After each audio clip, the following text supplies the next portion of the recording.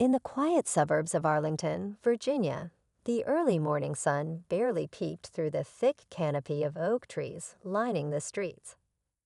A sleek black SUV rolled to a stop outside a local coffee shop. Its driver, dressed in a tailored suit, stepped out with an air of authority that made heads turn. This was Director Elijah Turner, a man whose name echoed through the halls of global intelligence. As the first black director of the CIA, Elijah was a living testament to perseverance, excellence, and breaking barriers. Today, though, he was just another man looking for his morning coffee before a high-stakes meeting. Or so he thought. Inside the coffee shop, the atmosphere was warm and unassuming. Regulars chatted over steaming cups of espresso while the baristas worked with practiced ease. Elijah blended into the scene, nodding politely at strangers and exchanging pleasantries with the cashier. To the casual observer, he was just another customer. But beneath his composed exterior lay a mind that had outmaneuvered the sharpest adversaries in international espionage. As he waited for his order, a squad car pulled up outside. Its presence wasn't unusual in the area, but what followed was. Two officers stepped out, their expressions unreadable. One, Officer Bradley Cole, was a veteran known for his stern demeanor and unwavering approach to the law. The other, a younger officer named Jenkins, seemed more tentative, almost as if he wasn't entirely on board with the situation. Elijah noticed the officers enter the coffee shop, their eyes scanning the room. He didn't think much of it at first. In his line of work, staying inconspicuous was second nature. But when their gaze locked on him and they approached with purpose, a knot began to form in his stomach. "Excuse me, sir," Cole said, his voice carrying the weight of authority. "We need to speak with you outside." The entire shop went silent, the convivial chatter evaporating in an instant. Elijah raised an eyebrow but remained calm. "Is there a problem, officer?" he asked, his tone measured. Cole's face hardened. "We received a call about a suspicious individual matching your description. We need to ask you a few questions." Suspicious individual? Elijah's mind raced. This wasn't his first encounter with profiling, but the sheer absurdity of the situation was almost laughable. Still, he knew better than to escalate things unnecessarily. He nodded, set his coffee down, and followed the officers outside. The next few moments unfolded like a scene from a tense drama. Elijah found himself leaning against the hood of his SUV, his ID in one hand and his other hand raised slightly to ensure there was no misunderstanding. Cole scrutinized the ID, his eyes narrowing as he examined the name and title printed on the card. Director of the CIA. Cole said, his tone dripping with skepticism. "Nice try, but that's a bit far-fetched, don't you think?" Elijah held his composure, though the insult stung. "It's not a joke, officer. You can verify it." But Cole wasn't interested in verification, not yet. He had made up his mind about the man in front of him, and nothing short of divine intervention seemed likely to change that. Jenkins shifted uncomfortably, glancing between his partner and Elijah, clearly uneasy about how things were unfolding. Then, as if on cue, the tables began to turn. A sleek, unmarked black car pulled into the lot, and two suited men stepped out. Their demeanor was unmistakable. These were Elijah's security detail, trailing behind discreetly until now. They approached with purpose, their presence radiating authority. "Director Turner, is everything all right?" one of them asked, his sharp gaze darting toward the officers. Cole's expression faltered for the first time. He glanced at Jenkins, who looked equally uncertain. "Director Turner?" he repeated, the words catching in his throat. Elijah didn't respond immediately. Instead, he turned to face Cole, his calm facade betraying just a hint of steel. "As I said, officer, I'm more than willing to cooperate. But perhaps you'd like to reconsider your approach." What followed was a moment of tension so thick it felt like time itself had paused. Cole's bravado was slipping, but he wasn't ready to back down entirely. Jenkins, on the other hand, seemed ready to apologize and retreat. And then, as if the universe decided to intervene, something happened that neither officer could have anticipated. A passing jogger, who had stopped to observe the unfolding scene, recognized Elijah. The jogger, a local journalist with a sizable social media following, pulled out his phone and began recording. The story was no longer confined to the quiet streets of Arlington. It was about to go viral. What happens when authority is abused and the truth comes knocking with the force of a freight train? Stay tuned, because this is where the story truly begins. The air outside the coffee shop grew heavier, charged with a silent energy that seemed to amplify every sound. The rustle of leaves, the faint hum of passing traffic, the nervous shuffle of Officer Jenkins' boots on the pavement. The jogger's phone stayed trained on the unfolding scene, his face a mix of curiosity and concern.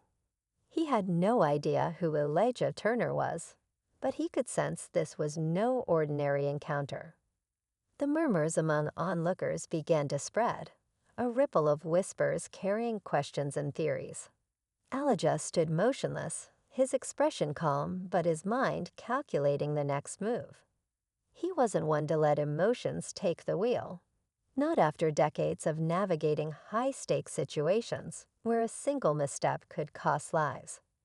Still, this wasn't a covert mission in hostile territory. It was supposed to be a quiet morning in his own country.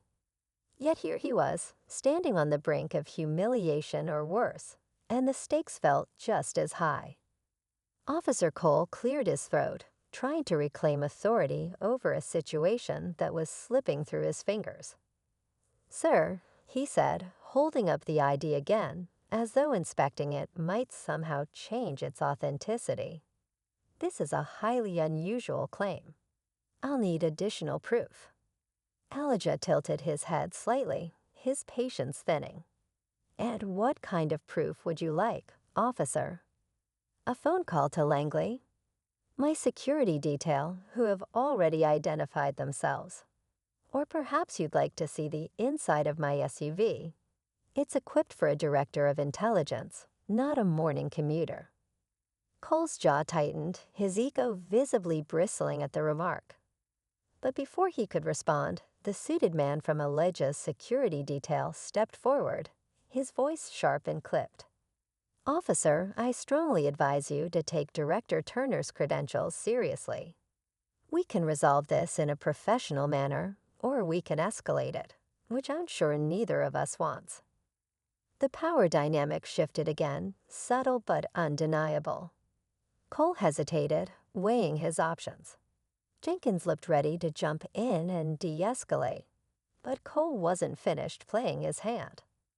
"Look," he said, addressing the security detail, "if this man is who he says he is, we're just doing our job. A little patience wouldn't hurt." Elijah's patience finally cracked, just slightly. He straightened, his voice firm but not raised. "Officer Cole, I respect law enforcement and the challenges you face. But profiling a man for getting coffee is not doing your job.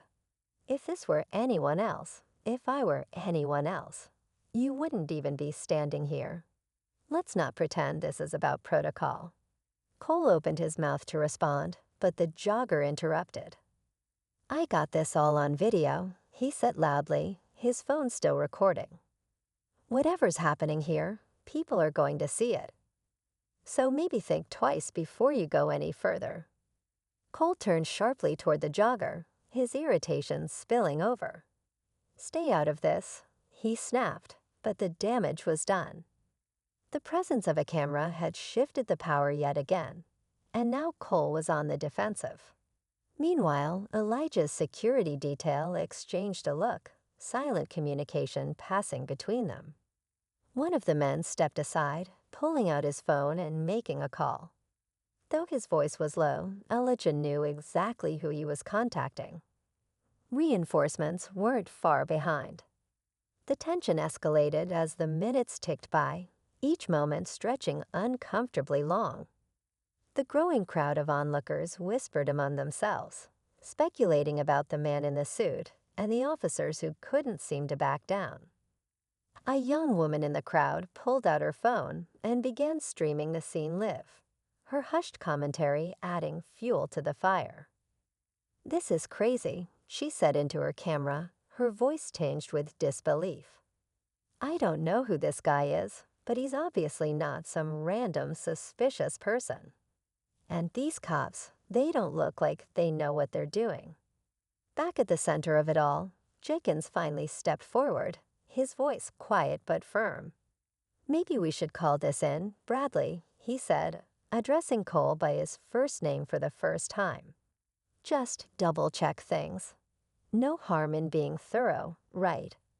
Cole shot him a glare, but the younger officer didn't back down.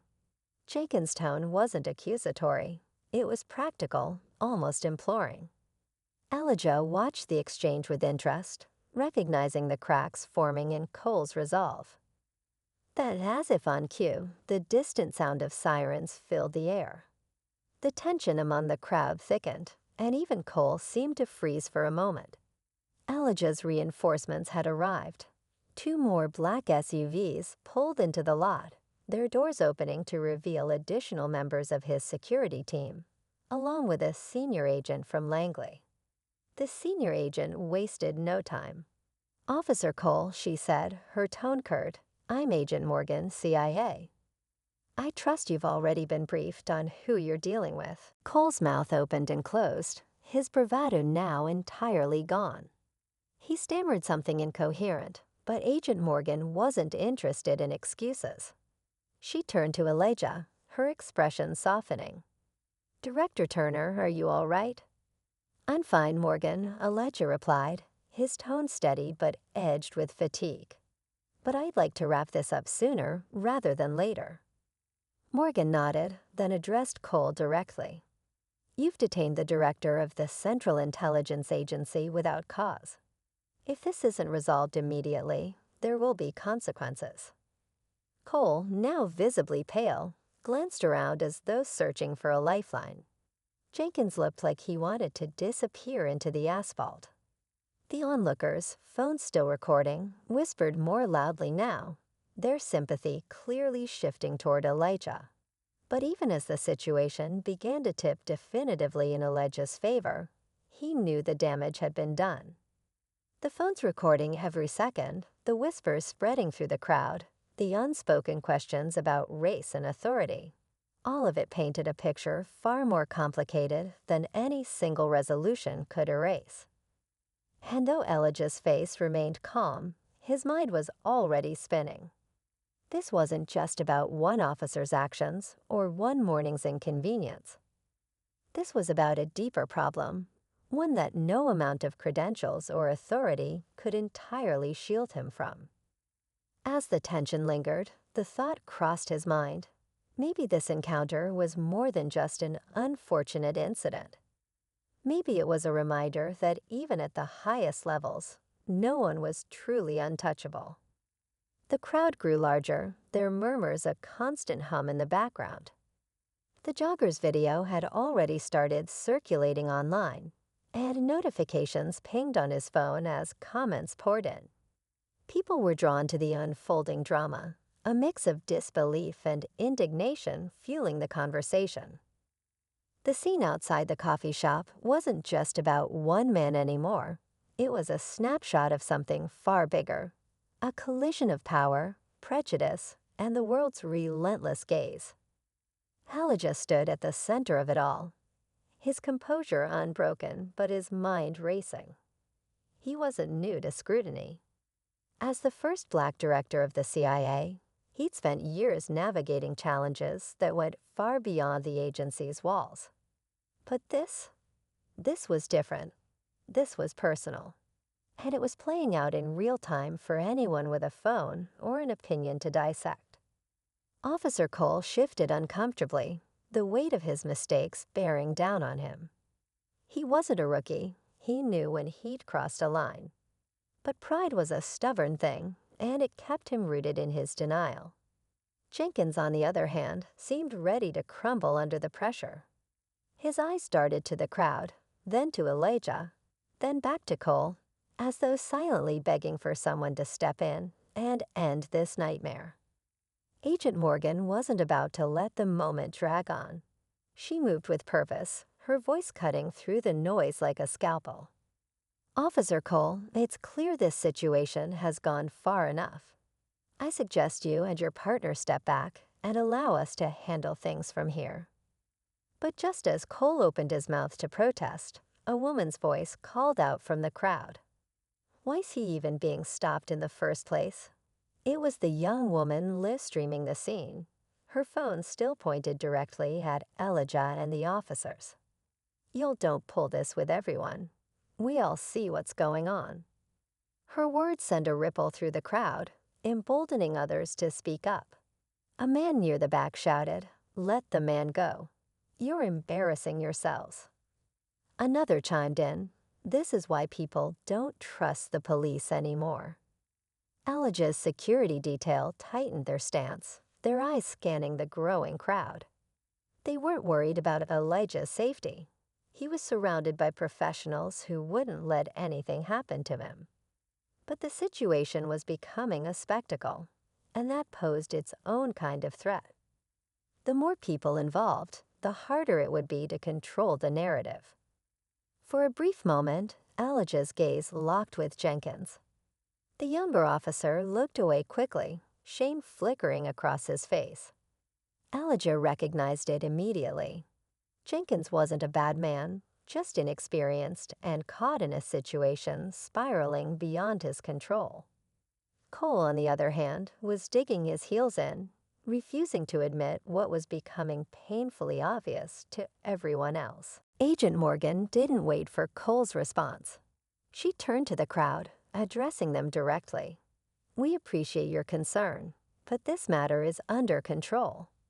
Please allow us to handle it." The crowd didn't quiet entirely, but the murmurs softened slightly. Elijah knew Morgan's calm but firm demeanor was designed to diffuse tension, but the damage had already been done.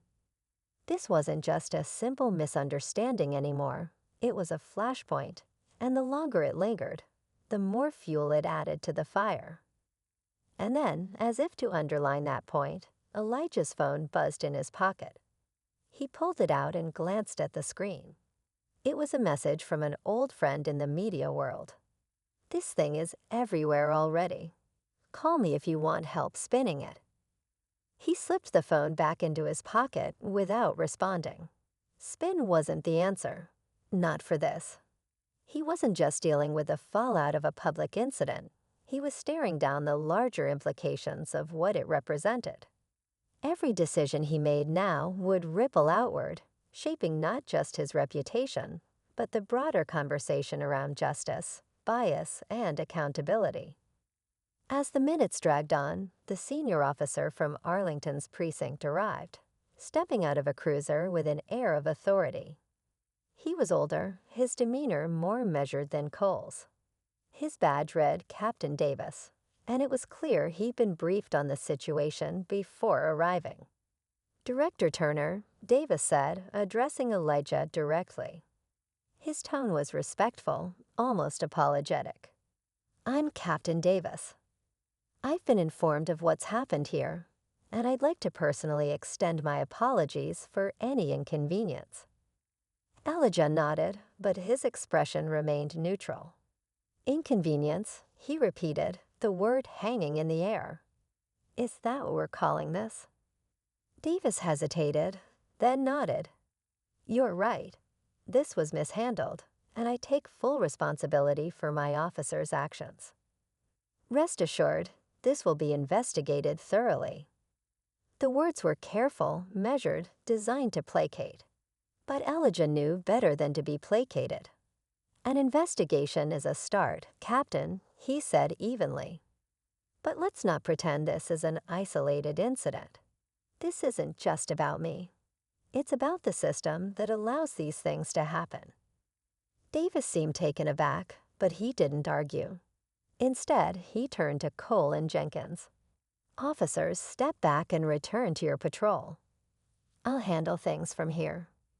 Jenkins looked relieved, but Cole hesitated, his jaw tight. For a moment, it seemed he might argue, but a sharp look from Davis silenced him. He muttered something under his breath and walked back toward the squad car, Jenkins trailing behind him. The crowd began to disperse slowly. Though some lingered, their curiosity still piqued. The live stream ended, and the jogger lowered his phone, but not before giving Elijah a small nod of acknowledgement. As the scene began to wind down, Elijah felt the weight of what had just happened settle over him. This wasn't over, not by a long shot. The incident would follow him, not just in the headlines, but in the broader narrative about who he was and what he represented. And as much as he hated the spotlight, he knew he couldn't step away from it now. Agent Morgan approached him again, her expression softer. "Director, are you sure you're all right?" Elijah glanced at her, then at the coffee shop where his untouched drink still sat on the counter. He let out a long breath. "I'm fine," he said finally. "But this is just the beginning." As the last of the crowd dissipated, the quiet felt almost eerie. Elijah remained where he stood, his mind a whirlwind of thoughts. The interaction might have ended, but the weight of it pressed down on him like an invisible force. The humiliation, the unspoken questions, the eyes of the world, it was all there, lingering just beneath the surface. The encounter had started as a simple coffee run and morphed into a public reckoning, one that would be dissected by news outlets, social media, and the endless cycle of public opinion. Agent Morgan stayed close, her gaze flicking between Elijah and the retreating officers. She knew him well enough to recognize the wheels turning in his head. "You want to do something about this," she said quietly, her tone more a statement than a question. Elijah turned to her, his expression unreadable. "It's not about wanting," he said after a moment. "It's about needing. This isn't just a bad interaction, Morgan. It's a symptom of something much bigger." Morgan didn't argue.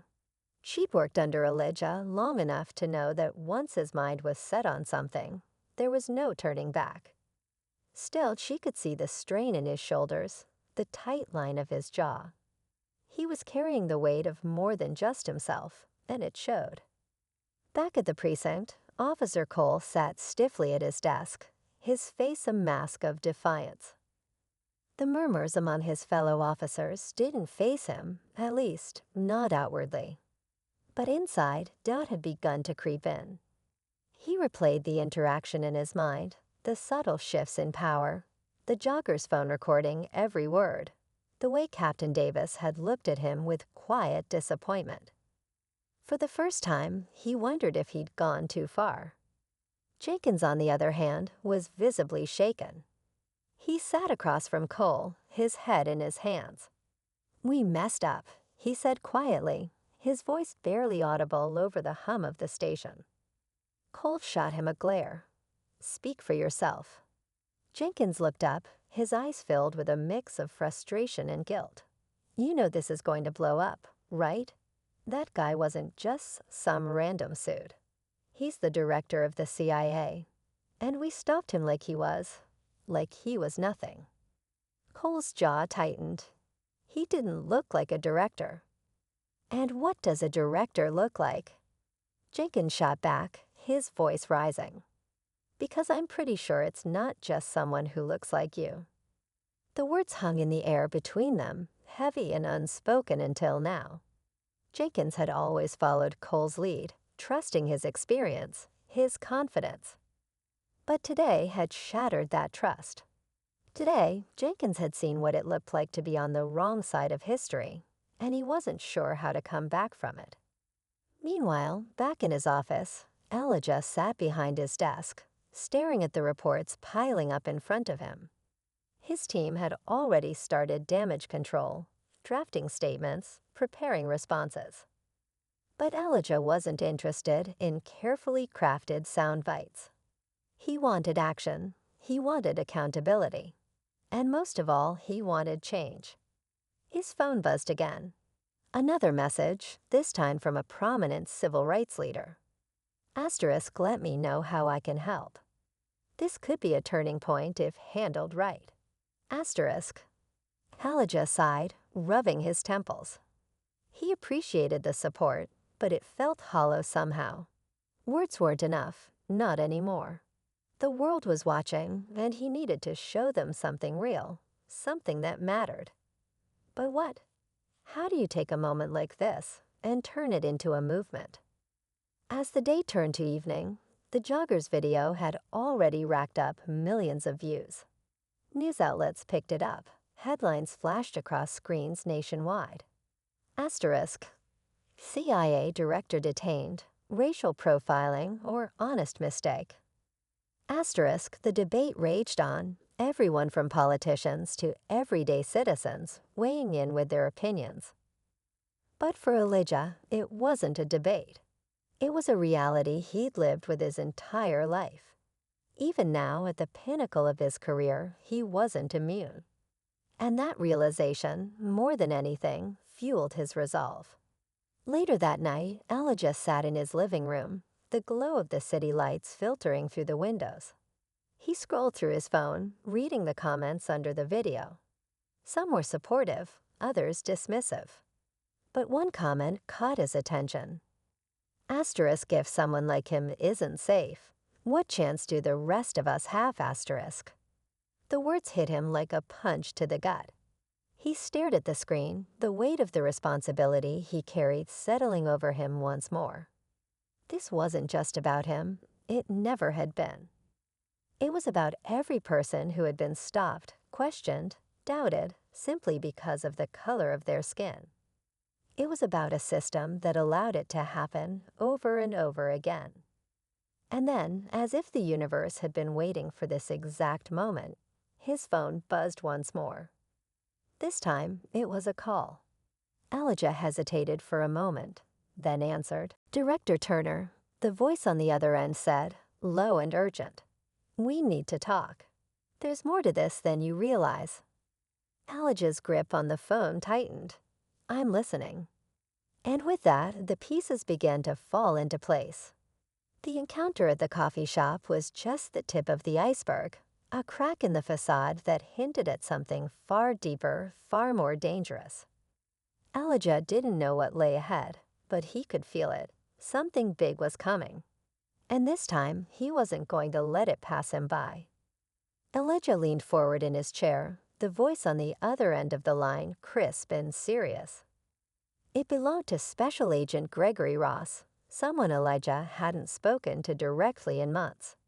Ross was sharp, reliable, but he wasn't prone to dramatics. If he was reaching out now, it wasn't a casual call. Elijah's instincts, honed from decades in intelligence, told him to brace for impact. Elijah, Ross began, skipping any formalities. We've got a problem. That incident this morning, it might not have been as random as it seemed. Elijah's eyes narrowed, his grip on the phone tightening. What are you saying, Greg? Ross exhaled sharply, a sign that whatever he was about to say wasn't going to sit well. We've been tracking chatter from a few fringe groups, domestic actors, with some unusual reach. Your names come up in ways we didn't expect.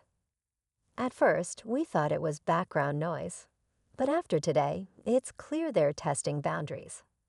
And you, my friend, just walked right into their test. Elijah sat back, his mind racing. The coffee shop incident had felt wrong from the start, too coincidental, too charged. But now the pieces were shifting into focus. You're telling me this wasn't just a case of bias or poor judgment. It was that, Ross confirmed, his voice steady. But it was also more. The officers involved. I've done some digging. Cole's record is clean on paper, But there's something about his connections that doesn't add up. And Jenkins, he's green, but he's been stationed in that area less than a month. This wasn't just about targeting you. It was about provoking a response, making a scene. Elijah's pulse quickened, though his outward demeanor remained calm. Years of managing crisis had taught him the value of composure. And the end game, he asked, his tone sharp. We're still piecing that together, Ross admitted. But my guess, it's bigger than you, Elijah. You're a symbol. They're leveraging your visibility, your position, to stir division. The video going viral. That's exactly what they wanted. Elijah's jaw tightened as Ross's words sank in. This wasn't just about him being detained or the racial profiling that millions were now debating online. It was a calculated move, part of a larger strategy to exploit tensions and create chaos. And the players behind it were counting on the fallout to serve their agenda. What do we know about these groups? Elijah pressed, his mind shifting into operational mode. Enough to be concerned, Ross replied. They're well organized, with access to resources we didn't expect. But here's the kicker. There's a thread leading back to someone inside the government. We haven't identified them yet, but it's clear they've got an insider. Elijah's chest tightened. Corruption within the system was always a possibility, but hearing it confirmed brought a new layer of urgency. What's our next move? We need to contain this, Ross said firmly. If this story spirals any further, it'll become impossible to track who's pulling the strings. But more importantly, Elijah, you need to be careful. They wanted you in the spotlight for a reason. Elijah nodded, even though Ross couldn't see him. His mind raced with possibilities, each one more unsettling than the last. The implications were staggering. If Ross was right, and Elijah had no reason to doubt him, then today's events were just the beginning of something far more dangerous. Keep me updated, Elijah said finally. And Greg, I want this handled quietly. No leaks, no unnecessary exposure. If there's an insider, I don't want them spooked. Understood, Ross replied. Stay sharp, Elijah. I'll be in touch. The call ended, leaving Elijah in the quiet stillness of his living room. The city lights outside seemed brighter somehow, their glow a reminder of the world continuing on, blissfully unaware of the storm brewing beneath the surface. He stood and paced the room, his mind churning. This wasn't just about protecting himself or salvaging his reputation. It was about exposing a threat that could undermine everything he'd spent his life defending. And yet, the idea of being a pawn in someone else's game filled him with a quiet fury. Across town, Officer Jenkins sat alone in his car, parked in a dimly lit lot. He couldn't shake the weight of the day, the way things had spiraled so quickly. Something about it all felt off, like he'd been played without realizing it. And then there was Cole, whose confidence now seemed less like experience and more like arrogance hiding something deeper. Jenkins stared at his phone, debating whether to make a call. Part of him wanted to leave it alone, to move on and hope the incident faded from memory. But another part of him, the part that had joined the force to do the right thing, knew he couldn't let it go. Finally, he dialed a number. The line rang twice before a familiar voice answered. Jenkins, Captain Davis said, his tone sharp. What is it? Sir, Jenkins began hesitantly. I think there's more to what happened today. And I need to tell you something about Cole. The stakes had shifted, and with every passing moment, the tension grew thicker. Elijah knew the truth was out there, waiting to be uncovered. But the deeper he dug, the more dangerous the path became. The question wasn't just who was behind the chaos. It was how far they were willing to go to achieve their goals. And as Elijah stood at the edge of the storm, he realized one thing with absolute certainty. He wasn't backing down. The tension had reached a boiling point by the time Elijah walked into the secure briefing room the next morning. The weight of the previous day hung over him, but he had no intention of letting it cloud his focus. Agent Morgan was already there, along with a handful of key operatives, including Ross, who looked like he hadn't slept. A digital map illuminated the screen on the wall, red markers scattered across it like warning lights. Whatever this was, it was bigger than Elijah had anticipated. Ross started without preamble. "We've confirmed the connection. Officer Cole isn't just a rogue element. He's part of a network that's been embedded in law enforcement across several cities. They're well-funded and have ties to extremist groups aiming to destabilize key institutions. And that coffee shop incident, it was orchestrated to provoke you specifically." Elijah's jaw clenched. "So they wanted me to react publicly, to escalate the situation." Stanton's face hardened. "That's absurd. I've dedicated my entire career to this agency. If someone's framing me, they're doing a damn good job." Elijah wanted to believe her, but the weight of the evidence was too much. "Then explain this," he said, pulling up the incriminating files on the screen. Stanton's eyes flicked to the data, and for the briefest moment, her composure faltered. It was a subtle shift, but Elijah caught it. "This isn't what it looks like," she said quickly. "Elijah, you know me. You know I'd never betray this agency." But her protests rang hollow. Elijah's instincts, honed over years of reading people, told him the truth. "Laura," he said softly, "if you're working with these groups, you need to tell me now. If there's any chance of redemption, this is it." For a moment, it seemed like she might crack. Her shoulders sagged, and she looked down at the table. But then, with a sudden burst of defiance, she stood. "You're making a mistake," she said, her voice sharp. "I've done nothing wrong." Before anyone could react, Stanton moved quickly, her hand reaching toward her pocket. But Morgan was faster. In a flash, she subdued Stanton, pinning her to the table. A small device clattered to the floor, a flash drive, its purpose clear. Elijah picked it up, his expression unreadable. "This drive," he said, holding it up. "What's on it?" Stanton glared at him, refusing to answer. But Ross didn't wait. He plugged the drive into a secure terminal, and the contents appeared on the screen. It was a cache of sensitive documents, detailed plans, and communications outlining the network's operations, and Stanton's role in coordinating them. The room was silent as the gravity of the situation sank in. Stanton, once a trusted ally, had been at the center of the storm all along. Her betrayal wasn't just personal. It was a blow to everything Elijah had fought to protect. As Stanton was escorted out, her parting words echoed in the room. "You think you've won, Elijah, but this is far from over." Elijah watched her go, the weight of her words settling over him. She was right. This battle might be over, but the war was just beginning.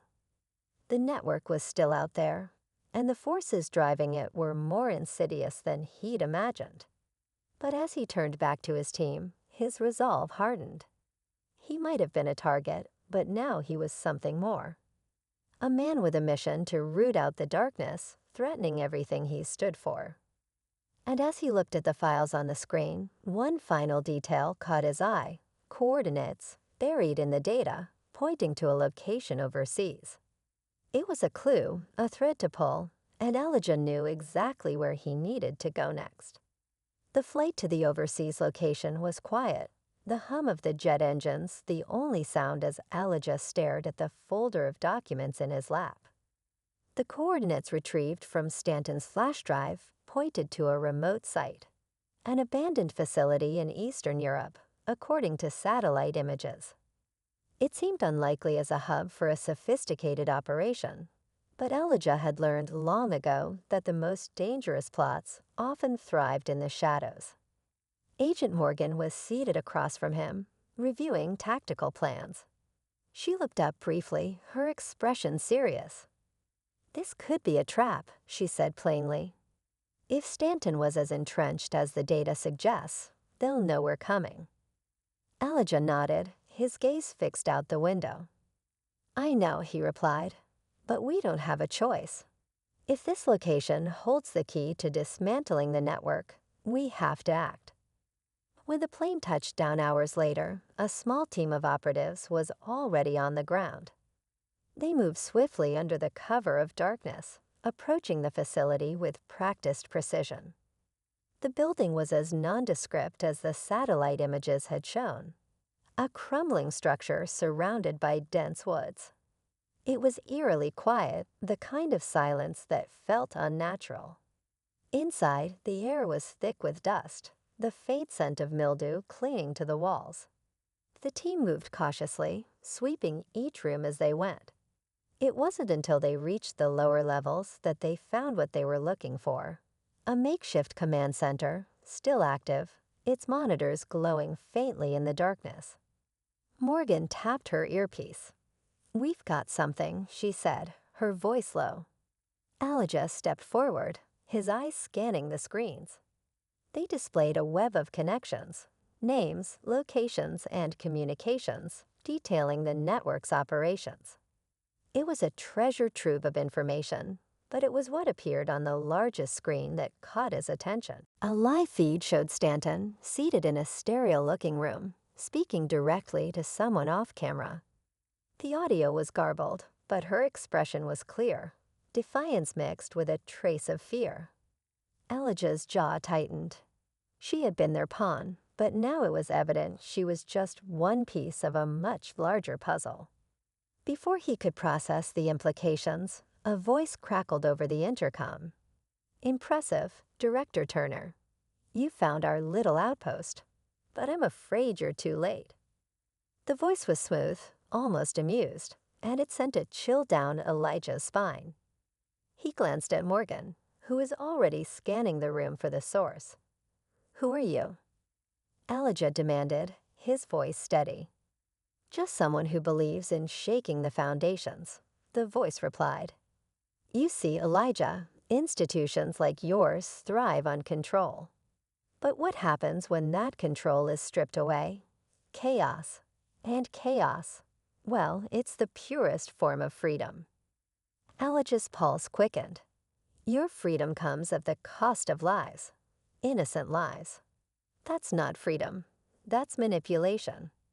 The voice chuckled, a low, mocking sound. "Call it what you will, but you won't stop it.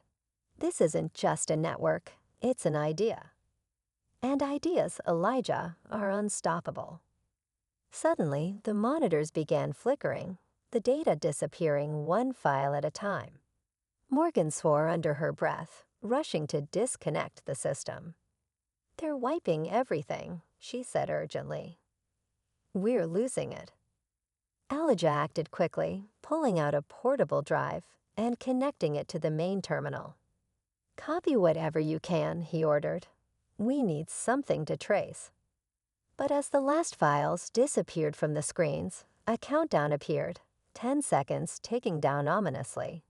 The team exchanged quick, tense glances. "We need to move," Morgan said sharply. "Now." They ran, the sound of their boots echoing through the empty corridors.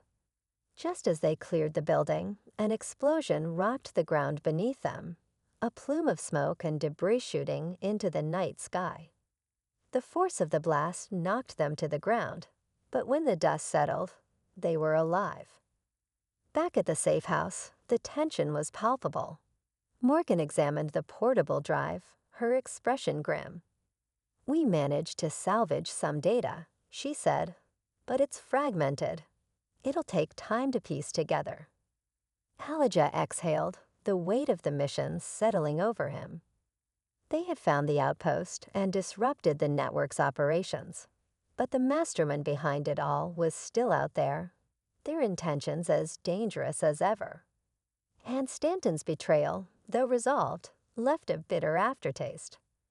The fight was far from over. Days later, Elijah returned to his office in Langley. The events of the past week had taken their toll, but he knew there was no time to dwell. The remnants of the network would surface again, and when they did, he intended to be ready. But for now, there was a sense of resolution, however fleeting. As he reviewed the decrypted fragments from the drive, one document caught his attention. It was a manifesto, written in cold, calculated language, outlining the network's ultimate goal: to dismantle trust in every institution, to erode the fabric of society until only chaos remained. Elijah leaned back in his chair, the words a stark reminder of the battle ahead. But he wasn't deterred. If the past week had taught him anything, it was that resilience was his greatest weapon. The forces working against him might have been powerful, but they underestimated one thing: his unwavering belief in the strength of those who fought for what was right. Later that evening, as he walked out of the building, the cool night air brought a rare moment of clarity. The world was complex, messy, and often unjust. But it was also worth fighting for, and as long as he had the ability to make a difference, he would. Elijah glanced at the stars above, a faint smile tugging at his lips. The fight wasn't over, but it wasn't lost either.